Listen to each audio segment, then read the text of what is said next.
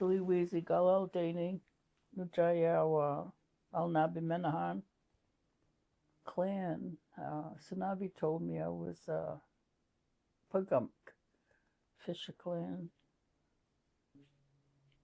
Well, I have nickname, Judy, and my parents are Roy and Rita Dana.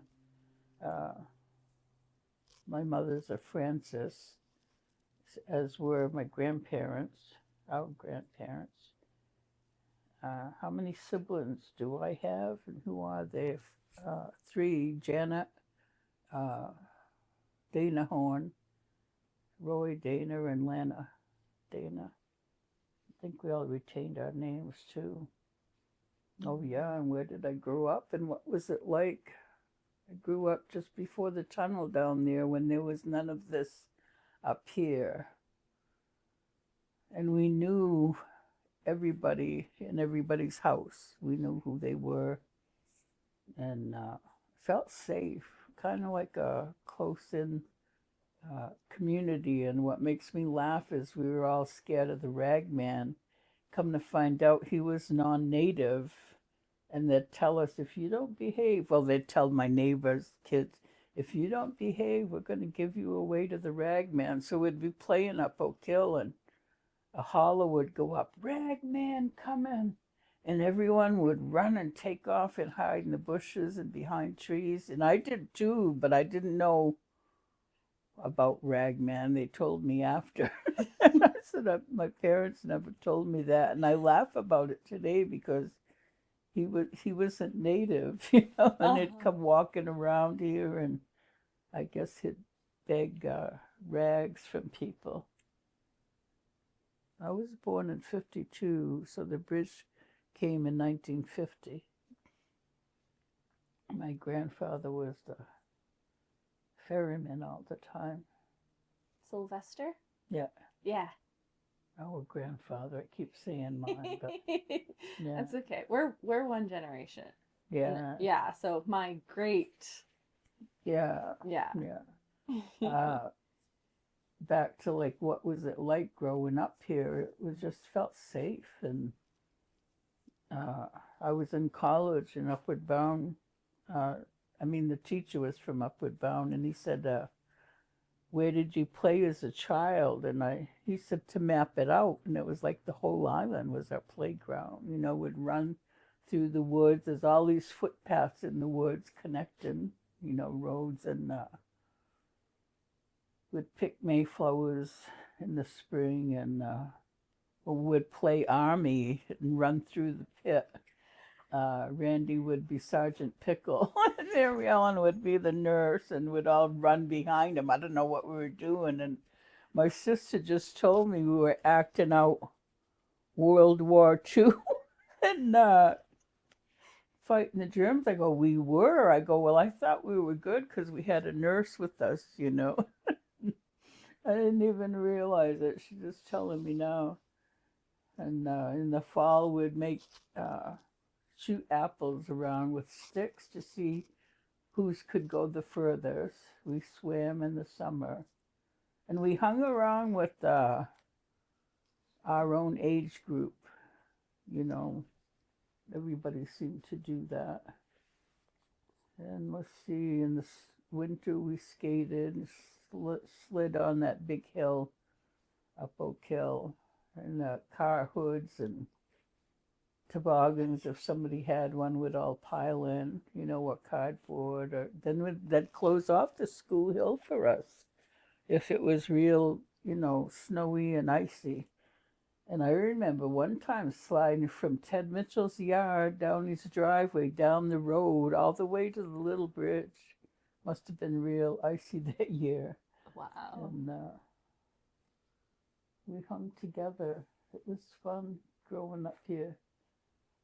And that's why I moved back after being in Springfield, because we wanted our kids to grow up the way we did. Did you say that you used a car hood as a sled? Yeah, a bunch of us would. That's amazing. Yeah. So did I grow up hearing the language? Yeah, my mother called my brother Skinuses, And we had a few words here and there, you know, like when they talked about a woman, if she's pregnant, they say, is she Geenup? And it was short for Geenupskazoo, I guess, larger body. And it was just few words, but I used to go up Susie Neptune's with my babysitter at night, and I imagine that talked Passamaquody, you know, would take a walk, and I love that. I love getting out, and I think she's the one nicknamed me Duty, because I think of Ndodogawa, means I visit him or her, but it might have been a corruption of Doozy, I don't know. Yeah, I'm not sure. But yeah, you know, I'd hear language there. In Mama's house, she had her friends that she played Kukino with, the Michigan Rummy, you know, was her basket maker, women. And I knew they were talking about me because you can read body language, you know. When I was young, because I remember my head was probably as level with her stove, you know, that big old black wood stove. And I knew they were talking about me. And that's when I really want to know the language, you know, and what they were saying.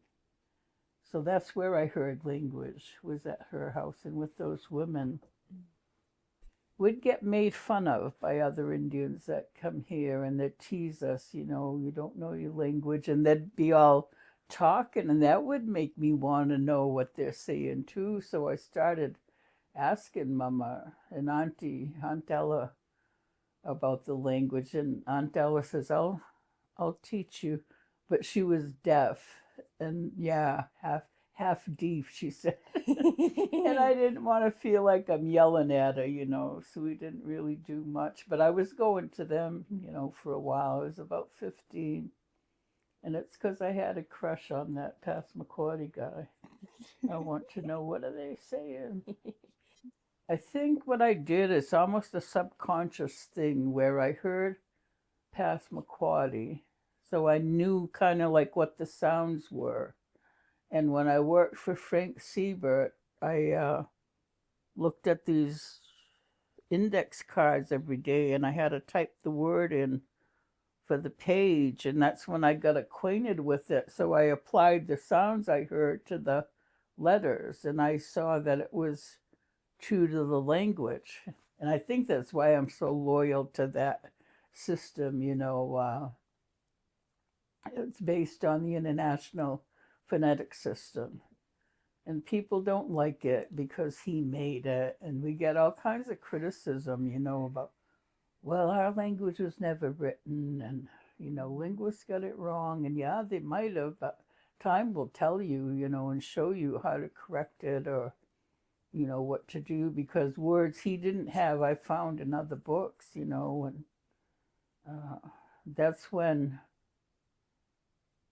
well, in the 80s, I was reluctant to speak it too. I probably more fluent comprehender now, and able to write it. That's my gift. I think because I feel secure in the written one, because that was one of our speakers, and this is the way they spoke, and I don't have to worry about getting it right or wrong. And I'm kind of reluctant to speak in front of native speakers because I'm so hung up on the English SVO order, subject, verb, object order, that's how I talk in language. But, you know, I've got to kind of get rid of that. But I think that's what's held me up, or held me back, you know. Plus, when other people are critical, I don't say anything, you know, I just listen. But it's discouraging, you know. You want more encouragement than discouragement, or constructive criticism, not, you know, I don't know. It's just something in me too, I guess. I have to get over it. Well, anyway, now I'm retired, but I'll never retire from the language, you know, because it's our life. It is, yeah. Well, it just shows that, you know, research says that anyone 15 can't learn the language, but I'm proof that you can, because Mm-hmm. that's when I started, when I was 15. Yeah. You know, a conscious effort to put into it. Yeah, my gram didn't start really until she was in her 70s, I think. Yeah. Or like really focusing on learning it. And Yeah. she did amazing. Yeah, that's right. Yeah, I Yeah. know. Her and Gail gave me so much support. It made me feel good, you know, and I like who we have, you know, interested. Yeah. Did I hear of any coming of age ceremonies? No. The only one I did was Clarence told me, because I used to visit him a lot. Clarence Francis. He said when a baby was born, they'd hold it up to the sun and like pray. You know, that's the only thing. I know native that was coming of age. We had all the other stuff, communion and confirmation and, you know, the white man stuff, driver's ed and drinking, you know. It's not so very good coming of age. Your naming ceremony, if you go by the Anishinaabe, it's like you take tobacco to someone and you ask them to name your child, and they'll dream a name, and then you have a meal and everyone says that name like 4 times. So we kind of adopted that. That's And cool. that's their name. But remember in Penobscot, man, it says sometimes you could have more than one name based on what you did. So your name could change, you know. I'm Gwisquassus from the Passamaquoddies. That's what Sikwani Dana named me years ago. Little old lady. So she kind of blessed me. I lived this long to be one. I think of her often. I love that. Yeah, she showed me how to dry the red willows in the oven. I went out with her and we scraped them, and you know, she taught me about red willow. Cause of death, yeah, Eunice' mother used to go, she'd be called when there was a death, and she'd have to go take care of that person. And of course, we had midwives, you know.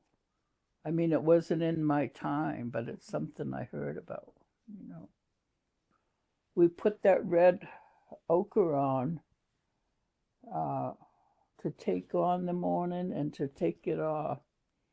And I don't know where I like collected all this little information about it. They shot an arrow to the west to indicate to the spirit what direction you go, because we believed we came from the east and we went to the west, you know, on that Milky Way. That's that Gatuxui out in. And we waked them for 4 days. And well, I know with the Passamaquoddies, when I married Jake and went there, we were at his grandfather's funeral, and whatever you wore to the funeral, you had to give away. And I didn't know anyone, you know, still did that. And Auntie Teresa gave me this pair of spike heel patent leather shoes. And it's nothing I would have wore around there anyway, you know, and I didn't take it. Jake was over there doing this to me like, I go, what? He goes, you're supposed to take that. Well, I didn't know, you know, so they still had customs, you know, old customs from their time. But I think, what else for us? You can't wear bright clothes or be out partying, you know, once you've taken on that mourning. And they used to have like a poncho or I think you call it like that. That was like a mourning cape. They had those. I think that's all I can remember. I wrote a little page on it. It's somewhere in all my papers. Is the sacred fires like for example, there's one happening right now. Is that a relatively new, kind of a newer tradition? Well, it's old, but it's new. I think Father Jim got us doing that, and then I had read somewhere that that's what we did. I said, wow, I didn't know that. Yeah, it's kind of brought that back for us, and I think it's good. because it's a way for people to visit and remember things with each other, and a good time for us to come together to grieve, without being in the church. There's been a move away from that lately. Oh yeah, there's that death song. Had that. That's a pretty song. We'll sing that. I don't think I know that one. I don't think I know that one. No? Kelly sings it sometimes. Really? Kelly Yeah. Simmons, yeah. Yeah, I can't remember how it goes right now. Oh, it's that Yanni Go Away. Yanni Go Away, Yanni Okay, go away, so that's normally go away. Then there was a prayer that they said that Dolores and Teresa always said, and it's let us not fear death, the coming darkness of night or something like that. And I like that because they'd just recite that after they sing the death song. So yeah, we kept some of that. Oh, what significance does Katahdin have to me? This feels sacred because it's the beginning of our water. It brings the water. And Sanabi said it splits storms sometimes. And Katahdin is like an elder mountain, oldest. We were talking about it, and I was at university. Rini Atian had said that maybe it's a old volcano, and the geologist said, yeah, it's like 25 million year old volcano. And I'm like, wow, that puts us way back there. And of course we wouldn't go up there, and carried that tradition down. But yeah, Mount Katahdin, it just feels so good there, and I believe it's sacred. And I think sometimes we are the mountain, and our life is like the mountain. And I knew we didn't go to the top. One time my friend wanted me to go up there, and I always remembered we didn't go to the top, so we got up so far. And it was hard for me going up there because I felt uneasy or shaky, I'm not sure which. I'd go up, climb up, and then I'd sit there and I'd look, behind me, and then they all went ahead because, they all want to scramble to the top. And when I got up there, I was going to keep going, and I said, no, I'm staying right here. And it's a good thing I didn't go because I would have gone in the wrong direction from where they were. So I just came back down, but you can feel it there. And Chimney Pond was where we believed all hoofed animals came from. So that's another sacred place. Oh. Yeah. And the Mola's there, and, You asked too if we visited any other communities. Sister Caritas had a bus, and she'd pick up people from Pleasant Point, Dana Point, and us. But she wanted to take us to Augusta. What am I trying to say? Where'd we go? Some center down there, and had to do with religion, but we got to meet other people. That's where I met my husband, and then they'd come up here. Sometimes some guys would come up here and be around. Maliseet guys would come down. Alan was the one that had the car, and would go to Mabel's, and they didn't know Mabel understood the language. So would be sitting there, and when they left, would tell me, what did they say? What did they say? Did they say anything about me? And the guys here were jealous because they said, you girls are crazy over those Dana Point guys and, these other Indians. But they were like our brothers, the guys on the island. Mm-hmm. So I remember seeing them, and Mohawks came, and Sepsis had a lot to do with that. White Roots of Peace was the name of the group at the time that came, and they had a big tub of sassafras tea, they kept going, you know, over the fire. And you just dip your cup in there. And we drank that in the spring to thin the blood out. And they had dances. And I know Jake and I came up. And I remember that man talking about, we need to stop drinking and stop drugging because they're doing that just to hold us back, you know. And they had a good message. Well, that's all I remember from it, because I think I lived at Dana Point at the time when Ona was a baby. And that's the first time I ever heard a Native person say that. We were in Akwesasne almost a year. I think I left in the summer. Yeah, when Ona was 6 months old, and she turned 1 over there in November. And I stayed till spring or summer of the following year. And that's where I seen living language, you know. They sang in Mohawk at the Longhouse. I heard it, you know, all around me. And it was good, you know, to see that, to live it and be there. And that inspired me. So I think all these things kind of got me going, you know, the language. Because I realize how much we've lost, and I realize how people don't think much of our language anymore. And I always remember that woman said, we wouldn't have it in school because it would take away from academics. And it's so complex, you know, linguists still figuring it out. And I felt bad people felt like that, you know.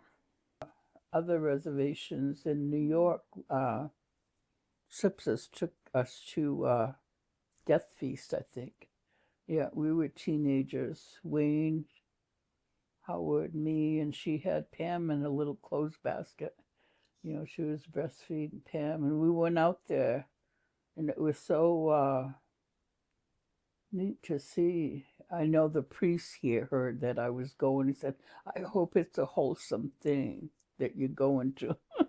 And they drank strawberry water, and they were remembering all their soldiers they had lost. And we used to go to Tobic September 1st. We'd go up there, and then we went to Sabayik. Susie Neptune would take us. So we were following our old ways of, you know, traveling. We'd go down there in the summer, and we're all excited to go there because we'd look at the boys and they'd look at us. And then Tobic would have that Labor Day, you know, dancing and singing and a ball game. And so that's all we did, you know, for visiting other tribes. Well, there's 14 grandchildren. And I have 6 children, 3 boys, 3 girls. And I regret not being able to get language to them so much. Like I said, in the 80s is when I started putting the sounds to the written system of Frank Siebert. And I was reluctant to speak it then. I know I could have put in more effort, you know, to using it in the house. But there's some words they use, and they know it's an interest of mine. And then the grandkids are all, well, luckily they're all around here. I started writing stories for my kids because they didn't know about Mama and Daddy. That's who we called Josephine and Sylvester. And that got me writing little 1-page stories. So I'd like to do that for them. Well, grandchildren too, because I'd never know them, you know. I've got a lot. There's a lot of us. Probably the greatest thing I've done. You know, that's how I feel about it. But I regret we don't all have language yet. But I read somewhere it's 2 or 3 generations to get a language back. Yeah. So realize this is just a small part of it. Yeah, it kind of stopped in my mother's. I know I used to go see her every other day, and we were out shopping one day. She goes, Ata Manoham and Majagu Gag. And I looked at her, my jaw dropped. I said, you speak the language? And she never said anything to me all that time we were visiting. Yeah.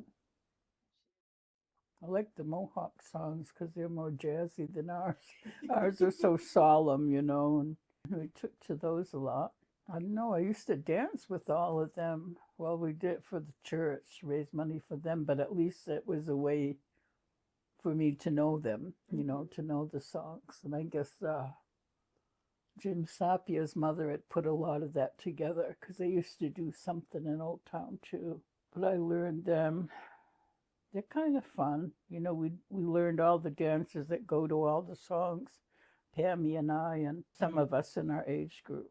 Yeah, we used to dance in the back of the church, and then in the 70s, I think, Sammy separated and said, we need to start dancing for ourselves. When we go up, well, it'd probably be where the school ball field is now. So we went up there, and they'd drum and sing up there. So I think we're trying to make our way back, I was thinking of that.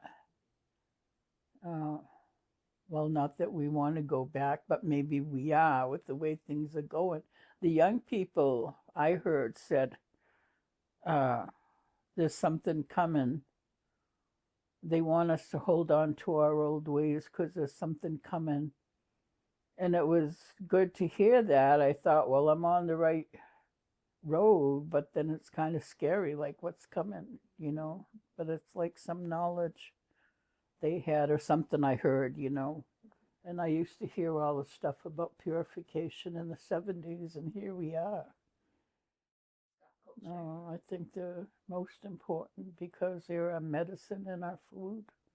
And when you look at all those double curve designs, they're for protection. And I think they stand for different plants. And it's just what I think. And it makes sense, like all we know about them is they're for protection. And I like that cradle board one. That's pretty ornate. Yeah. Yeah, when you think of it, the fibers for sewing and, well, that came from the animal too, but weaving and a medicine, how to doctor people, feed people. I'm sure there's a lot to it. And I've been interested. I know Olivia said, well, what, don't you think it's great? Everyone's interested in plants or starting to. And I'm like, I never stopped, it never left us. Because, that's what I remember about growing up on the island. Plants were everywhere. And I like it here. They're all around my house. And Jeremy came up and he chopped everything down. I missed that, just having them, close around the house. And the things that I thought were weeds were actually medicine, like burdocks and dandelions and things like that. So they are a great part of our culture. Well, I like that mullein. I should be smoking it more, or not smoking it in here, but breathing it in because it would help my asthma. I like to get that pearly everlasting. I think you can burn those too, the flowers. I just found out that's for paralysis, those flowers. If you burn them and you breathe them in. And then Freda said they were for dreams, women's dreams. But I don't know how. They don't tell you everything. I wish we'd get more people that know medicine up here, because the Onondagas rode through the park in '85 when Lorraine and I walked. They said, you've got big medicine here. They could see it just riding along the road. And there's a lot about it we don't know yet. Deanna used to tell me, when you gather medicine, you give your tobacco to the largest plant, because that's the mother. And then she sends out the babies, and those are the ones you take. Yeah, like we never had knowledge like that, I wish I had spent more time with her. She knew a lot about plants, but I don't think her and I really talked about it much, And I guess we did. I was going to say conservation, but we help plants grow like berries, looking after the forest, or maybe nuts, I don't know. It's not like we gardened, but we looked after what was there, in the wild. Groomed them, I guess. Yeah. Yeah. I wasn't aware of that, but that's what some people have been saying we did. Well, my dad always hunted and fished. I think that's what kept us alive over here all these years, living on the edge. Grampy could live with just a gun and a knife out in the woods. I was proud to hear that. Because my dad always hunted too. Kind of grew up on it. I don't know. I like to listen to the guys when they tell their hunting stories, And some of them are like funny how they stood the grass up after they dragged a canoe in somewhere hiding on the game warden. Things like that. There's a story we have about some man fishing and saying these fish weigh 35 pounds. It's in the language. We've got it somewhere written down. And I don't know many of them, Another one about some guys in the cabin and they hear weird noise at night and then one of them's missing. Yeah, I guess there's some kind of being up in the beams. He's like a vampire and he takes them off one by one. I started reading that to Mazeu. She got all scared. Don't tell me about that. But that's all. I don't have a lot of them. It seems like the guys do. And because I'd like to know what they know. But they talk among themselves, I think. Like Laura said, we're more developed because we're always climbing. When I said our playground was the island, we were always climbing trees, running through the woods, and people don't do that. They don't play games together anymore. Like we used to be in the schoolyard in a group, singing something and have a little action to it too, with singing, play games like that brought us closer together because the American emphasis is on the individual. Where we're a tribe, I think they should be teaching more cooperative learning and pushing that, they have their little elite special ones sometimes, it seems to me, but yeah, a lot, it's video games now and everybody's on their phone, even me sometimes. But everyone's closed in. I know Tim told me since he's been home, he notices everyone has a well-worn path to work or to go shopping, and they come home and that's it. So he's noticed us more closed up, like even from when we were up Oak Hill, we cooperated a lot, helped each other, and visited more, but I know COVID has a lot to do with that too. I've been lonely for my family, and even that visiting is cut down, because the kids are sick, somebody's sick. So it's been rough. Yeah, and now there's people here we don't know, and people trying to live here, that probably don't have any right to, and drugs and the trafficking, and oh my God. Just, a lot of people will say, who is that? I don't even know who that is. People coming here every day. And there might have been drinking going on when I was growing up, but we didn't know about it. It wasn't out in the open or blatant,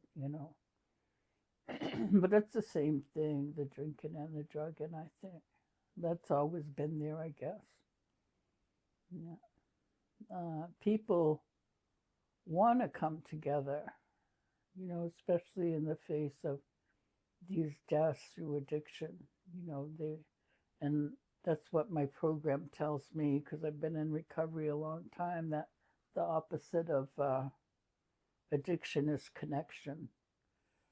And I think the answer lies in our culture, doing cultural activities together. Like when the guys did that canoe making, that was great. The whole community showed up for that. The women were cooking for that. And the men started it, which I think is great too. It's that community learning. That's the way it is. You're doing something out in the open where people can see it. And if they stop by, they're interested. And if they come back, you give a step of that for them to do. And then if they come back, they can learn all those steps, and then they're free to go off and do it on their own. That's community education. And our ways are different from American society.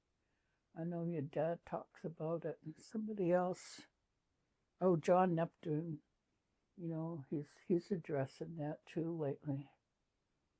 So I'm glad they see it. I'm glad they're aware, because we need to build some kind of cohesiveness over here, amongst the people. But seems to me they're not even loyal to be in Penobscot. They want to be some other kind of Indian or speak another language. But Bill Yellowrobe said some tribes that it's their prerequisite for membership is to speak the language. That would motivate people, wouldn't it? Well, that we could go back to being how we are. There was no ageism. The old war was with the young. I mean, that's so important, like my other cousin there thinks he can bring language back through the computer, but with us, it was always relationship. We had a relationship with Mudlin or Val, or Jerry Francis. And that's how we learned, from just talking, around the table. And Clarence, I went to see him a lot, and there were others too. But I said, how did you learn to speak the language? I said, from doing what you're doing. We went and talked to the elders. I guess some kind of cohesive community feeling, though, that's what I wish for the future generation, that we all have, and that we could know our language or like our language. I think it's been so ingrained into us that we're not to speak it, that it's hard. It's almost like a healing has to happen, some kind of healing before people can take to that, or they think it's too hard. Dolly says it's easy. You just tell your baby, wasu, nugget, gyptin, muxanut. Baby goes in the other room and gets their moccasins. Simple, right? So that's my hope for the young, because they could bring the language back. If we could convey enough to them that, because Noam Chomsky says that we have a map in our brain for language. Babies do. They'll figure all that out, So that's my hope for the future. Well, too, that we can expand. There's not enough room on this island for people. If the tribe could allow it or figure it out somewhere. Well, BIA came up once, and all the men were mad about building over there because it was their little place to hunt if they need meat. Just fell over there. Yeah. I don't know. I guess just so hard to find your true identity as a Native person in society, because people out there put all these things on you that they think is Indian. I find that so tiresome now, because I hate to go through it with everybody. I think that's why I don't like to meet people as much, Shouldn't be that hard to be Native. You know what I mean? And to be yourself and to have your identity. And have your identity not defined by people outside of here or the government or anybody. But we must have been powerful people while they had a legislate all these laws over us. I think they saw how free we were and it scared them or something. Like John Trudell said, sometimes they had to kill us. I guess just sad about identity, to be self-defining and be okay with who you are. I think I used to feel bad because I'm part Scottish, like as a native person, aren't I supposed to be all Indian, and what does that make me? And, I struggle with those things. And it's still there sometimes, but it's like this is the world, and I hear other people talk about it. We've got all kinds of people here, and, elders on the other reserve saying the same thing. But this is the world, and the world, I feel, is right at our doorstep, And I know you can't tell your kids what to do or who to love, or, And I don't know, I just wish we could all have some peace. And I like that Sankawita Hazawagan in the language is peace, and it translates to still thoughts. If we could find that in ourselves. And I think I realize the loss that we've lost without our language and without our beliefs and without knowing who we are and without, being coerced to be the little independent individual American. I don't know. I took all that on, and now sometimes I get tired of it. It's like, I don't want to do that anymore. I don't want to do PR. I don't want to talk about being Indian. I'm tired of being an Indian. But there's that definition out there, and there's just being a person, just being a human being. I know, I like the story Sipsa said about when they asked an Indian, what was it, they were going to go somewhere and do something. They wanted the Indians to put on a show and dance and sing and do this and that for whatever. And then she's been out there with the feminists and asked around, how much is she getting paid, to be here? And it was more than her. And she said, why is that? And they said, well, I don't know if they said she's got a doctorate or whatever, but who knows more about being Indian than Indians? I don't care how many degrees they have. She was kind of my mentor, and so funny, a lot of things she knows, and, she'll make fun of people. Like she'll try to bring attention to them, and they don't even know what, they don't get it. I don't know. I wonder too why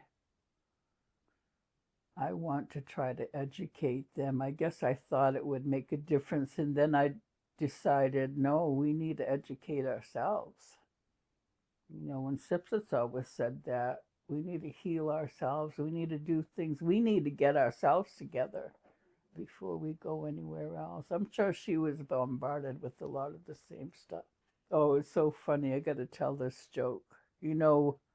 Wheelers is your belly button, and we burnt the baby's belly button so they wouldn't be nosy.